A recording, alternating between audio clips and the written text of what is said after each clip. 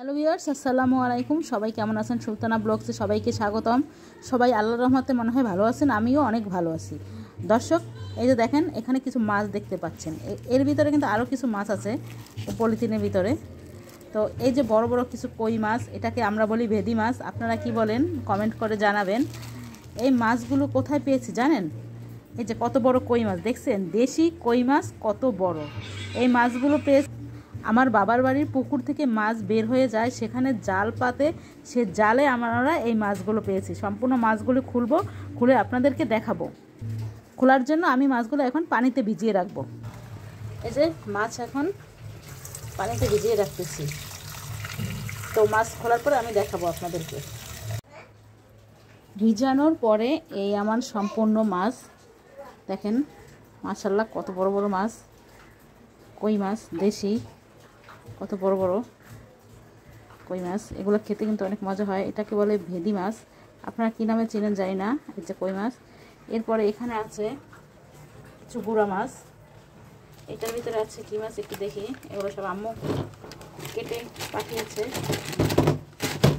ও, এখানে আছে কিছু চিংড়ি মাছ, তাও কিছু পুঁটি মাছ। দেখছেন মা কি জিনিস, মায়ের কত ভালোবাসা। এই মাছগুলো কিন্তু আমি কাটি নাই, এই মাছগুলো সব আমার মা কেটে দিয়েছে। এখন এখান থেকে মাছ নিয়ে আমি রান্না করব। তো সাথে থাকুন, দেখতে থাকুন। সব মাছ থেকে এখন আমি এই 4 পিস মাছ ভুনা করতে নিয়ে নিয়েছি, কারণ আমরা মানুষ তো 2 জন, এজন্য 4 পিস মাছ ভুনা করব। তো ভুনা করার জন্য আমি হলুদ আর লবণ মাখিয়ে নিব। হলুদ দিয়ে দিয়েছি, সামান্য পরিমাণ লবণ দেব। আমি ভাজার সময় বেশি একটা লবণ দেই না, আপনারা কেমন দেন। এই যে লবণ ছিটিয়ে নিয়েছি, এখন এটাকে হলুদ আর লবণে মেখে ভেজে নিব মাছটাকে। হলুদ লবণ মাখিয়ে নিয়েছি। মাছগুলো ভাজার জন্য আমি একটা ফ্রাই প্যান বসিয়ে দিয়েছি, এখন তেল দিয়ে দিব। ফ্রাই প্যানটা আমার গরম হয়ে গিয়েছে, তেল দিয়ে দিয়েছি। এক পিস করে মাছ দিয়ে দেবো।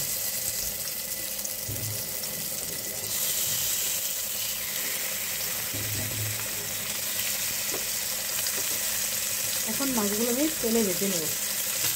মাছগুলো আমার এক পাশ হয়ে গেছে, এখন উঠিয়ে দেবো।